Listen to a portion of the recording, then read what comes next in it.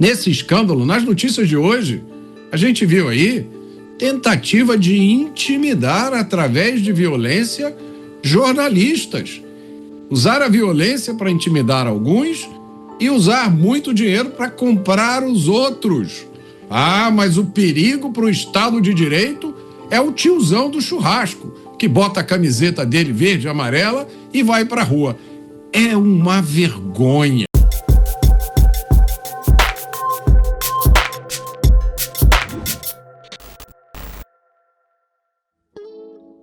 A gente já viu no passado, não, ele vai ser julgado, vai ser condenado, mas talvez ao longo do processo identifiquem que alguma coisa foi feita fora do prazo. Um monitoramento de uma conversa foi feita sem autorização judicial, sei lá. E aí, lá na frente, identificam que o procedimento foi adotado, teria sido ilegal. E aí, o castelo de cartas acaba caindo e o processo todo é anulado. Parece que eu estou falando uma ficção, né? Um filme, um seriado. Mas não, isso já aconteceu. Então não dá para falar, não, isso é impossível. Se já aconteceu uma vez, poderia acontecer uma segunda vez, não? Vai acontecer uma segunda vez, Canhoto. Não poderia. Isso é certeza absoluta. Se no Brasil tivesse aquele site de aposta dos Estados Unidos em que você aposta em tudo, com certeza já teria sido aberta uma aposta como essa. Aliás, talvez até seja, porque esses sites americanos, eles têm uma seção dedicada ao exterior, e lá tem política brasileira, você pode apostar em quem serão os candidatos. Eu não duvido nada que esteja lá já aberta uma aposta sobre a impunidade dos atores do Banco Master. Eu só queria, eu acho que a gente ainda vai falar mais sobre isso, mas pelo que a gente já viu, pelas notícias que surgiram no dia de hoje, o que ficou claro? Ali nesse escândalo do Banco Master tinha sido criado, eu vou usar aqui uma expressão que foi muito usada no Brasil nos últimos anos, um verdadeiro gabinete do ódio. Era isso, um gabinete do ódio privatizado. Um gabinete do ódio dedicado a atacar, difamar e eliminar adversários. Ou então, Caniato, outra expressão que foi muito usada, inclusive em investigações e processos, uma verdadeira milícia digital, não é isso? Com muito dinheiro, conseguindo senhas pelas informações até de sistemas do FBI. Veja você, isso aí vai gerar uma investigação internacional. Agora, gabinete do ódio, milícia digital, mas quem oferece perigo à democracia são as tias do Zap. Essas são um perigo. Nesse escândalo, nas notícias de hoje, a gente viu aí tentativa de intimidar através de violência jornalistas. Usar a violência para intimidar alguns e usar muito dinheiro para comprar os outros. Ah, mas o perigo para o Estado de Direito é o tiozão do churrasco, que bota a camiseta dele verde e amarela e vai para a rua. É uma vergonha. E para completar isso tudo, toda essa organização que tinha gabinete do ódio e milícia digital tinha vínculos diretos e mais ou menos diretos, vínculos contratuais com um monte de gente do Estado que são justamente as pessoas que se colocam como defensores da democracia, do Estado de Direito e vivem denunciando gabinetes do ódio e milícias digitais. Eu quero te fazer um pedido especial. Se inscreva no canal.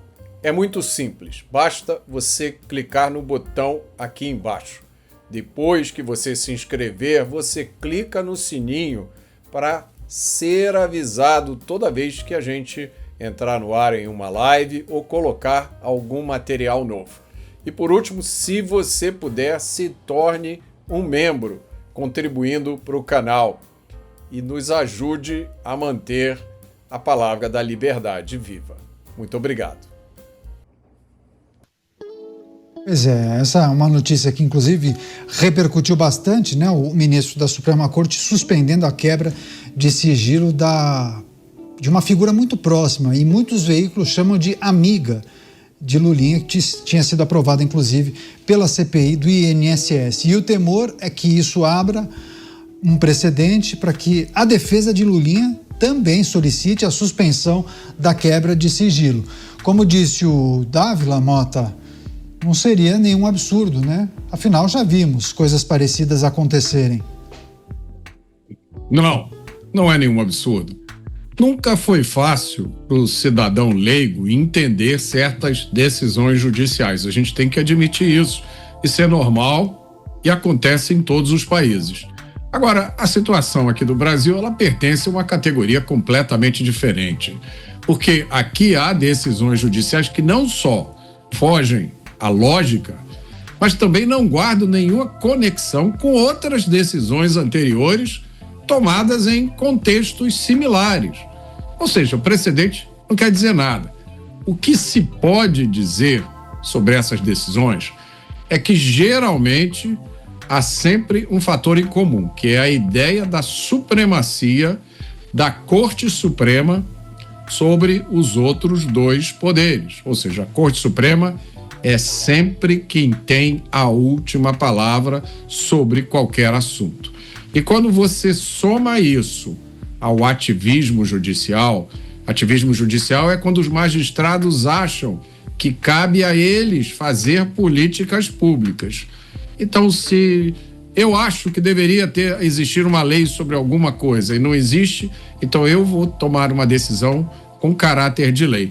Quando você soma essas duas coisas, o resultado é uma insegurança jurídica de grau tão elevado que ela torna quase impossível uma vida normal nesse país. Recebendo a rede Jovem Pan, todos conectados aqui em Os Pingos nos Is, a PEC da Segurança Pública deverá ser votada em breve e o governo conseguiu barrar a votação de um item, né, que tratava da redução da maioridade penal. Apesar do relator ter mencionado para o presidente da Câmara que isso passaria tranquilamente, que há inclusive maioria para promover essa mudança. Começar com o Mota, que tem acompanhado também as várias tratativas em relação à PEC da Segurança, os muitos ajustes que foram promovidos pelo relator Mendonça Filho, né, Mota? Você gostou do resultado até aqui dessa proposta de emenda à Constituição? Esse trabalho feito pelo relator Mendonça Filho é a melhor notícia que nós recebemos do Estado brasileiro em muitas décadas. Esse texto, originalmente, ele era chamado de PEC da Segurança Pública, um texto horroroso que foi apresentado pelo ex-ministro Lewandowski em agosto do ano passado. Esse texto foi totalmente reformado. Inclusive mudou de nome. Da PEC da Segurança Pública, ele virou a PEC da Reforma da Segurança, que é uma reivindicação de quem trabalha com combate ao crime no Brasil há muito tempo. Há inúmeras inovações. Por exemplo, essa PEC agora cria um regime especial contra o crime organizado e contra o criminoso violento. O criminoso que usa de violência, a partir dessa PEC, ele será tratado de uma forma diferente. Então, por exemplo, é o caso do ladrão que vai roubar um celular, mas ele mata a vítima. A partir de agora, esse texto, se aprovado, presta atenção nisso, no tamanho dessa vitória. Ele autoriza a eliminação da progressão de pena para esses crimes. Então, o sujeito que matou para roubar um celular não vai ter mais direito ao absurdo do regime semiaberto, ao regime aberto. É cadeia por toda a sentença. Isso é um progresso gigantesco.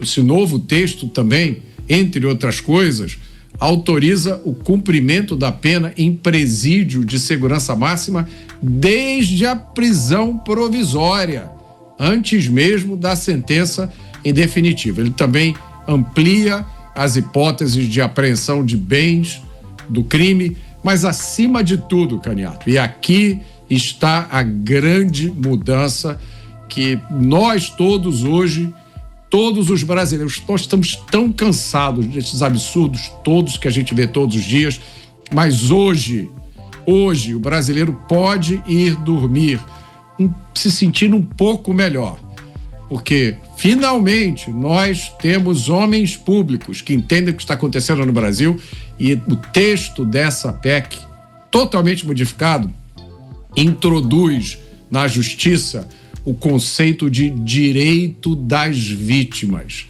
e direito da sociedade à proteção. Isso vai ser introduzido no artigo 5º da Constituição, aquele que fala sobre os direitos fundamentais.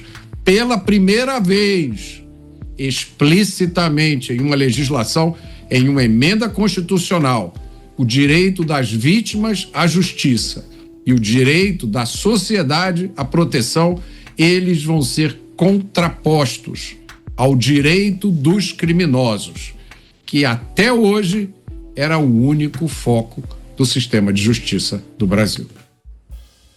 Muita gente não sabe que eu também sou escritor. Eu já lancei 3 livros. O primeiro é esse aqui, Jogando para Ganhar, Teoria e Prática da Guerra Política, que fala sobre as coisas da política, fala sobre cultura. É um livro voltado para quem quer entender um pouco melhor esse mundo da política. Esse livro já está na sua 2ª edição. O segundo livro que eu lancei conta a história da minha participação na criação do Partido Novo, do qual eu saí em 2016. Se chama Os Inocentes do Leblon. Ele conta todos os bastidores da criação do partido e traça um panorama do Brasil durante a última década. É um livro que muita gente acha interessante. E meu último livro, para minha surpresa, foi um best-seller com mais de 100 mil cópias vendidas. A Construção da Maldade fala sobre a história da destruição da segurança pública brasileira. Ele explica como a ideologia marxista se infiltrou no nosso sistema de justiça criminal e conta algumas histórias de vítimas.